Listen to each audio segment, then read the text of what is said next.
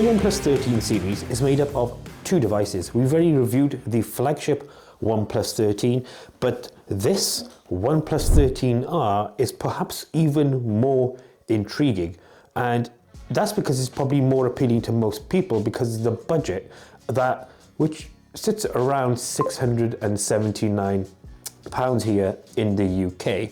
There are obviously a ton of promotions because it's still within that launch period, but there's a lot to discuss here about the OnePlus 13R, and let's first talk about the unboxing experience of the 13R. The unboxing experience of the 13R is an exact copy of the 13. So you get the phone, which we have here in this astral trail color, and then the box contents itself. You get the cable, you get the SIM ejector pin, you get some manuals, and that's it. There's nothing else within the 13R's box, which is a shame. So no plug, no way to achieve that really high-end fast charging. But let's break down some of the specs of the 13R. So as standard, you get 12 gig of RAM, 256 gigabytes storage, which is a base model, entry level, Snapdragon 8 Gen 3, and then you get a 6,000 milliamp hour battery. This is not a dual cell silicon carbon like it is on the 13. And then let's compare the spec of the 13R versus its equivalent in terms of price point. Things like the iPhone 16 as its base spec and the Pixel 9. And you can probably see through this ratio that in fact the 13R, not only is it cheaper, but it's probably better value for money, and in fact probably beats the Pixel 9 and the iPhone 16 in a number of ways as well.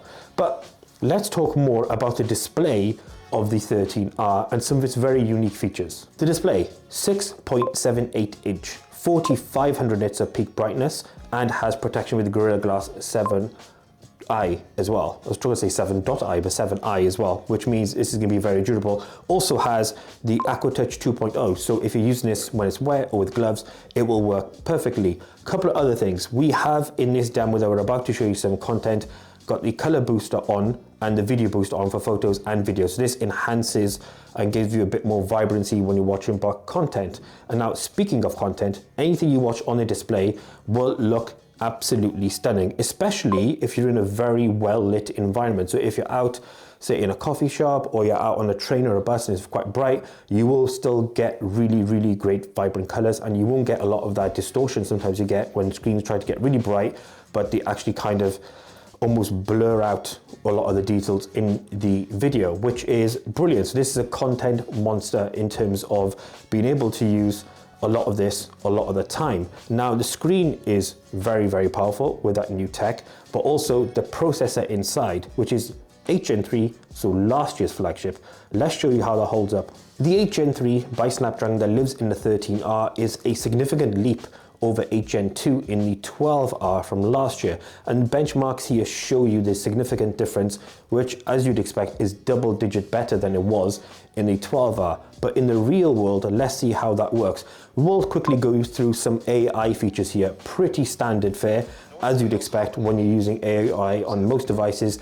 This isn't the most in-depth AI experience, but I believe what it is a way of giving you functions that you can use on a regular basis that will be beneficial to you in the long term. Things like text summary, for example, which is great. If we move away from AI, because that's a pretty basic feature. Also, you get Gemini baked in as standard as well. So most of what you're going to be doing is through Google Gemini, and of course if you wanted to, you can get ChatGPT downloaded as well if that's your preference. In terms of other things that show performance of 8 Gen 3, let's look at the best example you can give you, and that's gaming performance. You get excellent gaming performance here. It will auto switch to a balanced mode, but you can of course push this frame rate wise to gaming mode, and what you'll find here is performance in terms of FPS as well as in terms of the thermal management is very, very good. In fact, I would say that at no point during any of our testing of the 13R, be it in gaming, be it just day-to-day use, browsing, content watching, did it at all get warm in any way, shape or form, which is great. Now, there's other components within this, and that's the cameras that live on the back of the 13R and on the front of the 13R. The rear, you get some interesting specs. So on the rear, lovely housing, exactly like the 13, and you get two really high-end cameras, which is a 50 megapixel telephoto and a 50 megapixel wide, but then you get an 8 megapixel ultra wide. And the variances when you take photos with a wide compared to ultra wide is very, very transparent and very obvious. The ultra wide is decent, but not great in terms of its output. But generally the camera systems on the back of the 13R are very good. I would say for this area, they may be not at the level of the Pixel 9 or the iPhone 16, but they are very, very close. You can get some really good quality detailed shots, be it in daylight or in nighttime or even low light photos. So the output is very, very good. Video, 4K 30 on the rear, capped at 1080p 30 on the front. The 1080p 30 on the front is pretty weird, but on the rear, 4K 30 does output reasonably good quality. Again, if you're zooming in, there will be some noise and there will be some distortion, which is a bit of a shame. But overall, the camera experience on the 13R is very, very good. One thing we did want to mention when it comes to performance actually is the battery of the 13R. You get a very, very large 6,000 milliamp hour battery, which is sick, but then you can also recharge that at 80 watts. Again, plug isn't included, which is an additional cost, but it isn't on all the other rivals within this price point either. But if you wanted to get an 80 watt or more plug, check out the link in description and shop Anker, because they're going to be your best bet in terms of value for money as well as performance.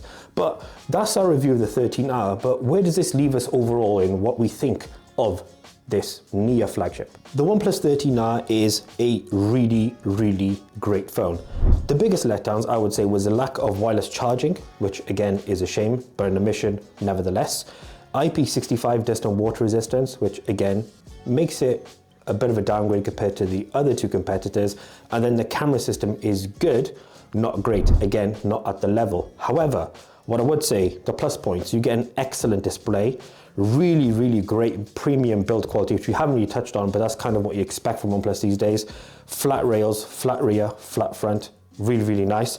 Camera performance, although we are saying it's not great, it's still good, not at that level. You get 80 watts of rapid charging, a 6,000 milliamp hour battery, and a really, really great CPU as well in that 8 Gen 3. So there's a lot of plus points. In fact, I think value for money wise, especially that there's promotions available within this launch period, the OnePlus 13R may well be the best near flagship phone you can buy right now. Oxygen OS, we haven't really touched it because as you'd expect, it hasn't really changed much or evolved much over years. It is rapid, runs incredibly smoothly and very, very well. And this overall as a package is very, very compelling, especially at that price point and with the early promotional offers.